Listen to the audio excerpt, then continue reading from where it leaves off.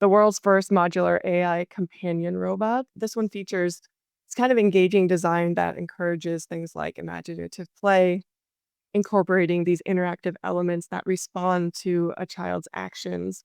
It has this really kind of vibrant color story. It has its playful shapes, and it's really designed to really stimulate creativity while providing this educational experience. I actually brought this up to my husband, and he was just explaining how that's taking away from the personal experience of, say, getting read to as a child from your parents or things like that. So he was worried that it was going to start to take those things away.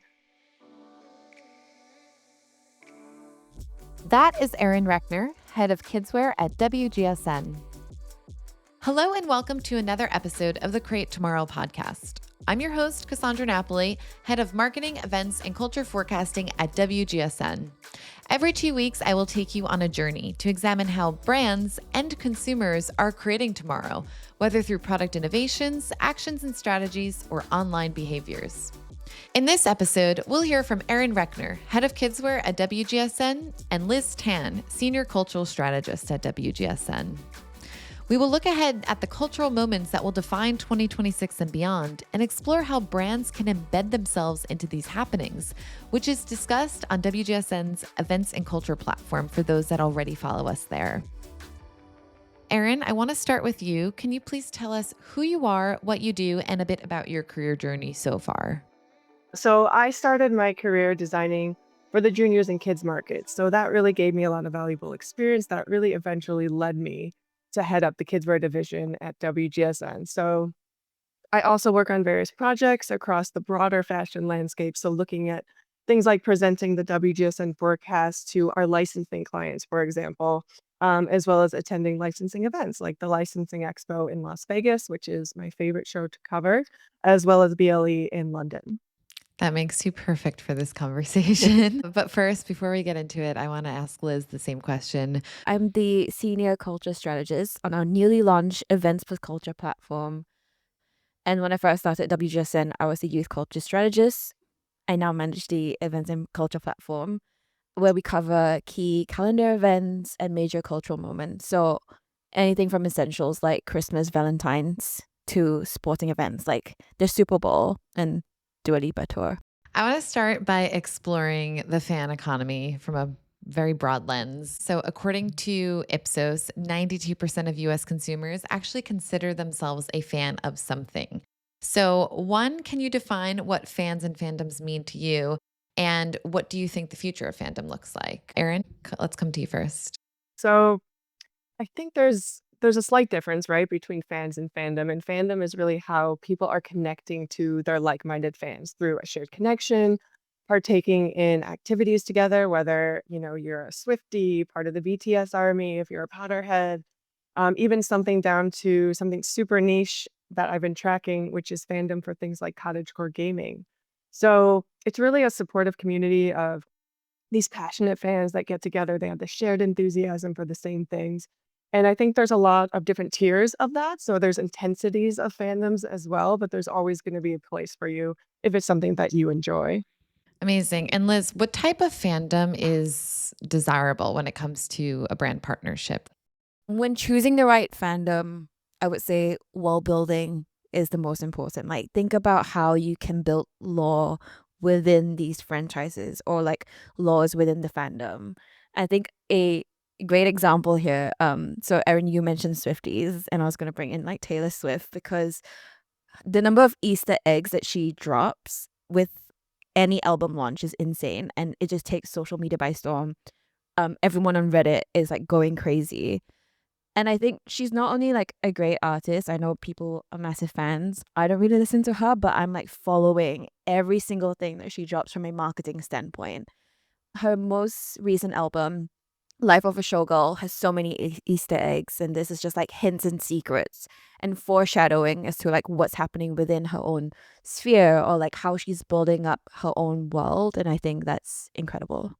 Liz, as a senior editor on WGSN's newly launched events and culture platform, it's essentially your job to forecast what are those key cultural moments of the years ahead, right? Can you walk us through maybe 2026, 2027? What are the big things on your radar at the moment that brands can eventually or will eventually tap into? The key moments would be Dune Messiah. I think that's a big one for book lovers, but also anyone who's into the sci-fi space. The Summer I Turned Pretty, the movie's coming out. Huge deal for y- Gen Z all the way to like millennials who have been crying over the final season. And then you also have Camp Rock 3. I never thought I'll be talking about this because I was obsessed with the Jonas Brothers growing up. And now they've made a comeback and going to produce a movie with Demi Lovato. So there's a lot of lore there for Zillennials and millennials like myself who are dying to know how this one will turn out. And then within the gaming space, GTA 6 is one to keep an eye on. Something that brands need to capitalize on, especially with strong ties to the music industry, but also incredible fashion references within the game itself. And I would say for 2026 is a big deal for the US because it's going to be celebrating its 250th anniversary. So think My about, favorite word, the semi-quincentennial. yeah, I was like, I don't think I'm going to say that. So 250th, it will be, um, yeah, it's a big opportunity for innovation and creativity within the US and a chance for heritage brands to really own their narrative. What about you, Erin? What about the kidswear space in particular? What are the sort of emerging moments that we should keep abreast of for the next year or 2 years ahead? I think for kids and adults, kind of one of those properties that spans all ages is the upcoming Harry Potter show, which I know people have a lot of thoughts about, for better, for worse, right? But I think that's definitely one to watch because it's going to be the first ever production that is based solely off of the books. So instead of paring it down and doing a film series, it's actually going to touch upon the fans that really love the books and the fandom that is really, ingrained in that culture. So I think that one really it almost has a lot riding on it, right? So I'm really curious to see how that one takes shape. And also the obvious ones like Frozen 3, expected to be, another huge hit. There's already so much fandom around that from a kid's point of view and a family point of view. And also looking at some that are a little bit older that are coming back. So something like Jumanji 3, right? So that was something that the 90s kids grew up with, something that does have that kind of lore and that fandom attached to it. So that I think will be one that the adults will watch, that watch the originals, and then they would also bring, their kids to see it. It's obviously family friendly. And another one that was actually really big promotion at the trade show was Shrek 5. So again, another long span of time in between the releases, but there's already a lot of buzz around it. Obviously, Shrek, still continues to inform things even down to food. It could be, these kind of green colored different food products. We could see it in beauty as well, just like some really crazy, wild things that we're already kind of hearing bubbling up for the release of Shrek 5. Moving in a slightly different direction here. So, what you're saying is that there's a lot of, releases, franchises that are worth paying attention to in the next year, a lot of cultural moments, as Liz said. But capturing attention in a really crowded landscape can be increasingly difficult, right? So, I want to ask about the idea of co-creation. So, how important is it to co-create with fans and fandoms from an advertising point of view? Liz, I guess we'll come to you first. On a scale of 1 to 10, I think co-creation is definitely an 11 on that scale because it's so important to capture your loyal fan base, and that is the people that will drive your franchise IP and like merch to another level. But I wanted to call out fan fiction and how that has really brought the young adult books onto the big screen. That's like a massive pipeline. One that I want to call out is actually The Idea of You, which is a movie starring Anne Hathaway, and it was actually inspired by a One Direction fanfic. And to really like win over fandom and become synonymous with a subculture or a brand universe, you want to prioritize co-creation alongside social listening. So it you have to work hand in hand and have dedicated teams on like Reddit or X, formerly known as Twitter, and also like Wattpad, because that's the fanfic publishing platform, which is basically a Substack but for fanfics. And that's where you get lots of core fans, creating new storylines, building new worlds within and together with other people. But one thing I wanted to highlight, which I'm very excited about, is looking forward to seeing how Reese's Book Club's channel grow with WhatsApp. So this is new collaboration. As you know, Reese Witherspoon, the famous actress, also owns a book club. She is an intelligent woman. She also has her own media company called Hello Sunshine. And she brings new book IPs into TV and film. So with this new WhatsApp partnership, her book and entertainment community is just gonna stay way more connected, and it's just become a great source for co-creation and social listening. Amazing. I also wanted to talk about this idea of helping fans forge friendships, right? I think, Erin, you said it in the beginning, like fandoms are all about connecting and community. And there's this camaraderie that's attached to it because you are engaging in this sort of like-minded thing that you both have in common. So I'm curious, how can brands authentically engage with spaces where fandoms naturally congregate? But what I want to call out is the rise in women focused sports bars, which is quite unheard of. And usually it's always very like male dominated, and it's very aggressive and testosterone filled. But, women want a safer space where you can just find like-minded people, meet new friends. And there's two in the US that have done really well. One is called Babes in Chicago, and the other is Jolene in Atlanta. And they only stream women's sports events. So everything from field hockey to the women's basketball games. Just off the back of that, like, just tapping into immersive events and these more kind of ritualistic experiences on top of women in sports bars. We're also seeing women entering the sports bar in a different way with things like the Summer I Turned Pretty watch parties, which was amazing. So this is kind of showing the growth surging in these watch parties from even fashion shows, from new releases that are being kind of portrayed in a different way and getting women into sports bars for even a different reason outside of sports.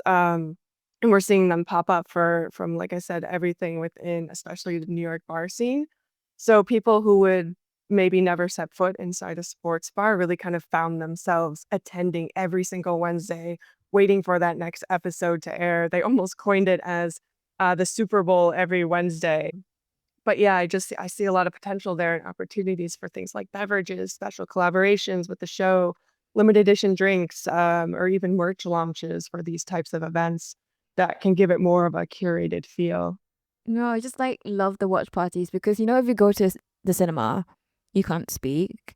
And like sometimes I just want to tell my friend like, "Oh my gosh, can't believe that happened." And I think the watch parties itself allow you for that social commentary, or like, that collective effervescence of being present in events and like a community. We forecasted what's called the soft power surge a number of years ago now, which is all about the capacity to really shape international relations through cultural impact. This is playing out with things like the K-pop effect, right? Spreading over to the West. Erin, I want to come to you first. Could you talk a little bit about how this has really transformed the entertainment space and how it's infiltrating the kids space as well? Yeah, I mean, I think we can't talk about this one without mentioning K-pop Demon Hunters, right? It's just one of those phenomenons that really resonate with both young kids all the way through to adults. It's a film where I think we're seeing a lot of films recently that are remakes, right? Something that's being redone, something that we already know the storyline of, or kind of share that same visual style. Something like Netflix's K-pop Demon Hunters, it really kind of stands out in the crowd because it has a different visual style. It has this really beautiful connection to its culture and to Korean culture, regardless of whether you even like K-pop. So really looking at the story, and it's telling the story around how people hide their true identity and how to overcome that, and something that I believe many of us can relate to, whether you're a kid, whether you're an adult. And I think this just really highlights that need for more unique and new stories that can really connect with viewers on a global scale. And it's a beautiful thing to see my kids' friends doing the little finger hearts and singing Korean words and really kind of embracing other cultures just so seamlessly. I want to talk about the rise of physical toys that are integrating technology into them, Erin. So, this has sometimes been referred to as physical AI, essentially the use of AI in systems that interact directly with the physical world. Think of an AI enabled teddy bear, for example. Can you talk to us a little bit about this phenomenon and what it means for the future of the toy market and the collectible market? Yeah, so we are seeing more brands integrating AI into their products, and it's something that can seamlessly work into everyday products like the plush toy. And this is something that will be increasingly important during the continued rise of the loneliness epidemic, right? So it's kind of using AI for good, using it to help children gain companionship when, parents, friends, things like that aren't available when they're, needing it at different times throughout the day, like if they wake up in the middle of the night or things like that. So there's a couple brands that are doing this that I wanted to bring up, and Curio is one. And they almost describe themselves as this magical workshop where the toy comes to life. So it's a plush animal, and it has this Wi-Fi enabled voice box, and it connects this character to an AI language model that's designed to converse with children as young as 3. So like several other chat box enabled objects now marketed to kids, this one really is a product that presents an alternative to things like screen time and a break from parents. And in addition to that, there's the world's first modular AI companion robot, TCL AI Me coined this term. And this one features it's kind of engaging design that encourages things like imaginative play, incorporating these interactive elements that respond to a child's actions. It has this really kind of vibrant color story. It has this playful shapes, and it's really designed to really stimulate creativity while providing this educational experience. This is sort of companionship as a service, I think, right? It's AI used as a platonic friendship. Um, there's got to be pushback on this. Is there any kind of drama around this yet? Yeah, and I actually brought this up to my husband, and he instantly was kind of instant backlash in his response because he was just explaining how that's taking away from the personal experience of, say, getting read to as a child from your parents or things like that. So he was worried that it was going to start to take those things away and kind of move into this space where the kid is really interacting with AI, perhaps a little bit more than the parents want them to. So I guess it depends on how it's used, how it's being kind of shaped throughout the parent's perspective. I could see the argument being like you're outsourcing nurturing time. Exactly. That's Yeah, exactly what he was saying. Yeah, it was just that, exactly. for sure. I want to move on to sports because we spend a lot of time talking about music, and I think sports is a huge opportunity as well. I'm going to come back to you, Liz, here. Looking ahead to next year, it's obviously going to be a massive year for sports. We've got the FIFA World Cup, we've got the Olympics in just a couple of months. What's on your radar, and what should brands be doing now to plan for a world where they can integrate into these moments seamlessly? The IP and franchise market for sports within fashion is become so huge, and a great example that I've just seen recently is Anthropology, and they did a NFL edit. So women again are getting way more involved in sports, and viewerships are up. So IP and licensing for women, will play out very differently from men. So think about how you attach different types of merch to it. And with this edit, what I thought was really interesting was they played on, color marketing. So on when you go to the microsite in this the microsite for the NFL merch on Anthropology, it's called the Game Day Shop, and you can filter by color. So that's, essentially how a lot of us shop. Like we think about if we want to wear a certain color, but you also associate your favorite fandoms with different colors. So you can filter by red, yellow, green, blue, black and white. And I thought that was such an interesting way to get fandoms involved and not go by like regions. It could have been like West Coast, East Coast, but they just went with color instead. And I think that's a different way to tap into the psyche of how many women shop online.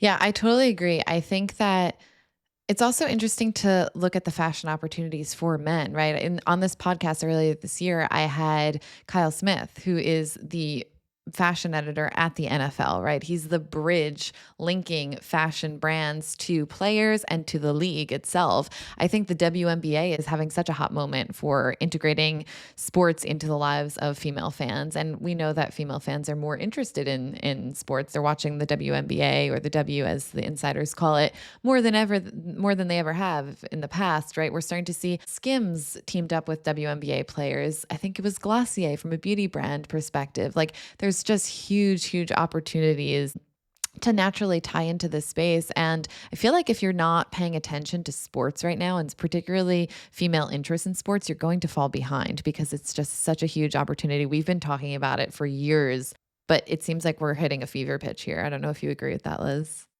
Not just women, but like Gen Z as a cohort. So yeah, okay, women's sports are on the rise, but like Gen Z, because they want community, they like want to socialize a lot more. They have spaces like Jolene or Babes that we mentioned earlier. There's so much more opportunity again for like retail touch points. A big thing here that we're noticing is like, bringing stuff back. Think about the archive opportunity, especially for the FIFA World Cup. Football fashion is notorious with the 90s style, especially like with Britpop and blokecore, which we called out many years ago. But the football jersey is not going anywhere, and it's just going to explode next year, especially when the FIFA World Cup happens. And then you plan ahead because the FIFA Women's World Cup is happening the year after. So there's this like ongoing atmosphere of like, I want to get involved, and like being at a football game or viewing a football game at a pub or any viewing space. That feeling of togetherness that you feel is unlike anything else. So it's like, it's not the same as going to a concert. Like when your team scores, everyone's going to be jumping up and down. And the merch is just how you identify your people.